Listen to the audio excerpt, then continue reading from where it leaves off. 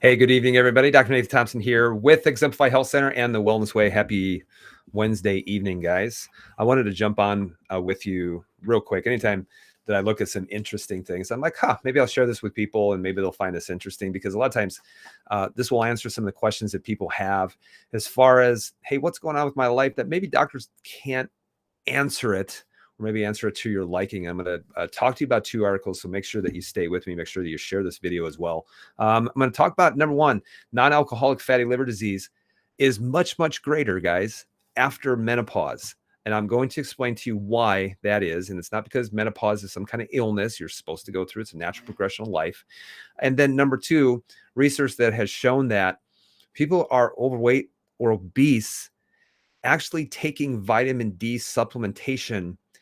They need a lot more of it, meaning they don't, when they take it, they don't convert it into its active form. And I'm going to do my best to explain that to you as well, and some of the repercussions that are involved with being chronically low in vitamin D. So I got this from Helio News. They actually email this to me. Like, I get updates every single day about what's happening within health and what's happening in medicine. This one got my attention. Maybe this will get your attention too, especially if you are coming up to menopause or post menopause. But they did an article, and they did a study, and they showed that the odds of non-alcoholic fatty liver disease is much, much greater after menopause. And in fact, it is almost 2.5 times greater after menopause than before menopause. This is why, guys, a lot of times people will say, that, and even doctors now almost look at menopause as some kind of illness, as some kind of disease. But guys, it's not that. It's a natural progression of life that must be achieved. But really, guys, when you look at it, it's your lifestyle leading into menopause will determine that this is a great transition or if it can turn into a nightmare. So one of the things that they said is they found the presence, and yes, they even found non-alcoholic fatty liver disease in women while they were having, they're still cycling women. They just didn't see it as much. And so they looked at this and they said, well, why are women quickly catching up of having non-alcoholic fatty liver disease to men after menopause? And guys, one of the biggest differences between the two has to be because of your hormone profile.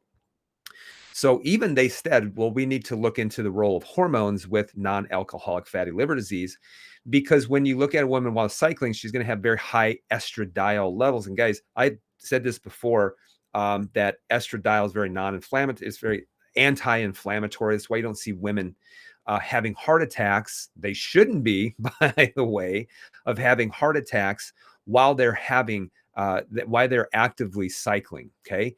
Now, if they though have a lifestyle that can lead to heart disease, once they hit menopause, then they will quickly catch up. So in reality, the hormones, specifically like estradiol, are kind of hiding the fact that someone who may be female is having a bad lifestyle. But when you look at men, they have a much higher incidence a lot earlier than typically women. It's just after menopause, they quickly start to catch up. So what's the difference between menopause or, post-menopause and pre-menopause? The difference has to do with your hormones and where you are getting your hormones from. So, for a cycling woman, most of their hormone contribution, when you're talking about estradiol, you're talking about progesterone, that's coming from the ovaries with a little bit of contribution from the adrenal glands. But guys, after menopause, you're going to have your hormone production is going to be basically switched over to adrenal gland function. This is why, guys, you have to be adrenally healthy after menopause. So what they then said is they said, well, it has to be something that is hormone related, but they really want to just jump into the whole idea that, well, it's because of menopause. There's some kind of mistake that the body is making. And so I know where they're going with this. They probably will come up with some kind of new treatment saying, hey, prevent non-alcoholic fatty liver disease. We're going to put you on estrogen replacement therapy or bioidenticals or whatever it might be. But again, the reason why, guys, that the body goes through menopause is because your body A woman's body is not supposed to be subjected to those high androgens like estradiol. These are considered androgens. They're tissue builders for your whole life. And so, but if you have the behavior that is conducive to having a fatty liver, it's just sped up once you have a drop in those hormones.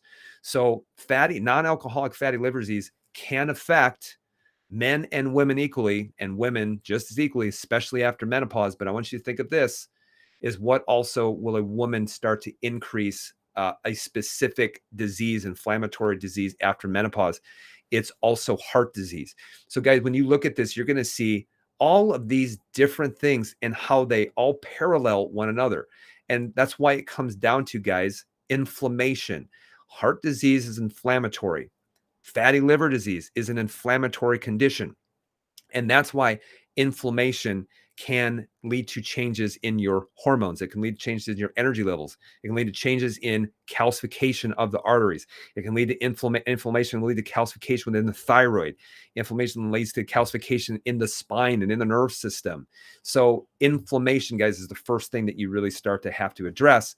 But a lot of people will say, well, it's just menopausal and this is some kind of illness. It's not. It's a transition. And that's why it's so important for women to make sure that your lifestyle is good prior to menopause. So, what will determine what type of menopause that you enjoy is largely going to be determined by what you did during your cycling years. It's just that the symptoms of it are not going to be obvious, but even by looking at this, when you see this, you will pay the piper when you reach that age of menopause. And that's why it can either be a wonderful transition or it can be a nightmare. And it just depends on what your lifestyle is. And it also can be who is leading you as you go through this journey. Because just remember, if you have a terrible, terrible, time with menopause, just look at your doctor and ask them, why did you lead me down this path? Or why did you not tell me this? Why didn't you lead me down a different path? Because I sure as heck would have chose a different path if I knew that I was going to feel this miserable. If I knew that it was going to accelerate my heart disease, if I knew it was going to accelerate osteoporosis, if I knew it was going to accelerate fatty liver, I would have made the changes prior to menopause. So it's not the hormones, it's that the lifestyle is bad, that the hormones can no longer cover up. Here's another interesting thing, guys. And if you find this interesting, as always, make sure you please share this video. But this also comes a couple of days after this article in Endocrinology. And the title of it is Adults that are overweight and obese may have decreased response to vitamin D supplements. Isn't this interesting? Is that why is it, guys, that some people literally need during the wintertime here in the Midwest, Chicago, Illinois, with no sun exposure, no vitamin D stimulation, why I have seen people literally need maybe 1,500 to 2,000 international units in order to keep their vitamin D levels up at 70, at 80. Yet some people can take 25,000 international units every single day, and it barely moves the needle past, 30 to 35 nanograms per deciliter, which is how they're measuring it. And by the way, your vitamin D levels really should be, if you didn't have any kind of autoimmunity, should be anywhere from 60 to 80, right around that spot. Sometimes when people have autoimmunity, because of how it actually influences what are known as T regulator cells, I'm looking at maybe 80 to 90 in through that range. And medically, they say that medically you're fine as long as it's over 30. Okay. And that's the difference. It's kind of like me saying with RDAs, recommended daily allowances. It's kind of like saying this is what you need to just not be poor. All right. And I always ask people, I say, well, would you rather be rich or just not poor? Would you rather be not sick or healthy? Would you rather be smart or just not stupid? And RDAs are kind of like saying, I don't want to be smart. I just want to be not stupid. And those are the levels necessary in order to prevent obvious disease. But what they don't take into account is that higher levels can equate to higher function and higher health. So they looked at these people who were overweight, who were obese, and they actually saw that, man, their vitamin D levels, even though they were supplementing, is it did not move the needle as well as someone who had a lower body fat percentage, especially. Now, they looked at BMI, which I don't necessarily like, but if you looked at body fat percentage, it's going to be a little bit more accurate. And I did a video on that maybe a couple of days ago. So here is one of the reasons why, because they're like, well, why on earth is this? And there's a lot of reasons that can influence vitamin D absorption. And then number two, conversion. So think of absorption and think of conversion, because even if you go outside and it goes onto your skin, the sunlight hits the skin and stimulates vitamin D production, it needs to go through a conversion process in the liver and the kidneys. So number one, you need good vitamin D absorption. What influences vitamin D absorption? Number one, bile does. So bile will influence the absorption of vitamin D, because again, these are fat soluble vitamins. So if you want better vitamin D absorption, make sure you have a gallbladder. Okay. Number two, make sure if you're taking any kind of vitamin D supplement, make sure that you're taking it with fat so that you can stimulate the release of bile, which can then help with the absorption of vitamin D across the intestines. But then number two, one of the things that needs to happen too is it needs to go into a conversion process into its active form. So that's why on a blood test, why they don't just measure vitamin D, they measure the active form of it. And it is 125 hydroxy vitamin D is what it's called. So it needs to be converted in the liver, and it needs to be also converted in the kidneys in order to influence skeletal muscle or the skeletal bone, to influence the immune system and all of these other functions of vitamin D as a hormone. Now, I want you to think of this. If you look at people who are overweight, you look at people who are obese, what is the problem that they're going to have? They're going to have a problem with inflammation. And you think about this, do they have a problem with liver inflammation, like non-alcoholic fatty liver disease that's going to decrease liver function? The answer is yes. And also, if people are overweight and obese, obviously they're going to be having blood sugar issues. And one of the first organs that can start to decline in function when it comes to blood sugar issues, type 2 diabetes, and things like that, are going to be kidney function. I also did a video on that. And someone had asked, what's one of the first signs that of decreased kidney function or decreased kidney inflammation? And urinating a lot. So if you're running to the bathroom all the time, you probably have starting to have some symptoms of having some kidney problems. And the number one thing that will cause damage to the kidneys is your blood sugars. Okay. And when you look at it, guys, I was having a conversation with someone just today, and I said, look at the number of people who have kidney issues. All you have to do is just go and do a Google search in different towns, and you will see so many dialysis centers of people with end-stage kidney disease that are probably awaiting kidney transplant. And so you need it in the liver, and you need to convert it also within the kidneys. And that's why inflammation, fatty liver, problems with the kidneys is going to influence conversion. So you may be taking a lot of it and it's just not getting absorbed, which means it's kind of like saying, I need to make 5 free throws. I might need to shoot 6 in order to make 5 free throws. But when you're overweight and you're obese, you need to shoot 100 free throws just to be able to make 5. And I have found this clinically over and over and over and over again, is that when people are obese and their body fat percentage is going up to 30, 35, 40, 45%, they're going to need a lot more vitamin D in order to move the needle, because they're having more problems with absorption, and they're having more problems with conversion of it as well. Now, here's what's very interesting, because I had to kind of figure this out on my own, because when we would be taking people through a process in which weight loss happened and fatty liver was reversing, kidney function was getting better, one of the things that I had to do is actually massively drop down any kind of vitamin D supplementation whatsoever. And in fact, in some cases, I took them off completely before we actually remeasured it. Because when we see people who go through specific detox I know that's a term that people don't like, but if you understand detox and basically saying pulling fat, taking the fat, making it water soluble, and then feeding the liver in order for it to be able to metabolize the fat and the toxins by feeding certain liver pathways. That's all that it is. And you can't purchase it in a bottle, by the way. When we started to do that, we noticed that their vitamin D levels jumped way, way, way up, which is actually a good thing because the less that you have to supplement with vitamin D, the better in order to have the levels of where you're supposed to be at. So I just measured a woman's vitamin D, today, and she was sitting at, I think, 120. And I looked at her and I said, "Have you been taking a lot of vitamin D?" She said, "Yep. Uh, I've been taking, a little bit more just in case I didn't want to get sick." But she was taking it according to levels from a year ago in order to have her levels at 70. And she was taking pretty much the same dose. And I told her not to. And her levels jumped up to 128. And this is actually with no sun exposure whatsoever.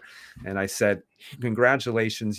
All you really need as far as vitamin D is probably take about 15 to 20,000 IUs per week. And that's about all you need. You don't need 35 or 40,000 at all because the conversion of it was getting better. And so was the absorption. So guys, vitamin D absorption, you need a gallbladder, you need a bile, you need to eat it with some fat in with a meal. So that's why take it with the biggest meal of the day, because the biggest meal of the day will have more fat. That'll allow it to be able to absorb. But again, you need a healthy liver and you also need a healthy kidneys in order to be able to convert it and be sent to the immune system and to be sent to for bone health and regulation of calcium and things like that.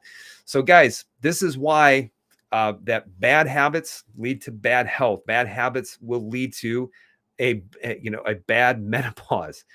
Bad habits will lead to a poor immune system function. Remember, even we were talking about the thing over the last 3 years, who were the people who were the most affected? Were the people who had obesity that then because they had fatty liver, because they had kidney problems and things like that. And even just as something as simple as that was probably affecting quite a bit, vitamin D absorption and things like that. And that's why, guys, coming up this Saturday, which I believe it is the 21st, at Exemplify Health Center, we're going to be doing Exemplify Health approach to metabolic syndrome, which is just code word for roadblocks to weight loss. But Facebook doesn't really like it. They don't like advertising for anything weight loss because they don't want to make people feel bad. We're not trying to do that either, but we're just calling it what it is. And we're going to go over some of the biggest roadblocks, guys. Yes, sugar is involved. Yes, how you exercise is involved. Yes, stress is involved as well. Yes, estrogen dominance and liver health is involved. And we're also going to be going over a little bit too when it comes to, hey, Dr. Nate, what about some of these weight loss medications now that doctors are putting on and doing gastric bypass surgery and things like that? What's your opinion?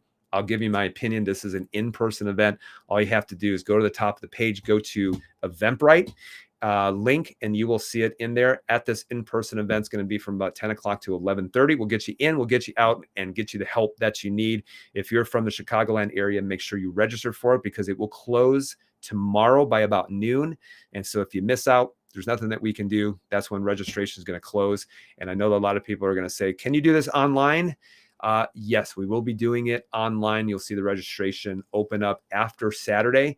We will be doing this as a webinar format. And yes, there's a charge that's going to be involved with it. We'll have that link come up, and that will be on February 4th for those people who are not in the area across the United States, in Europe, and also Australia.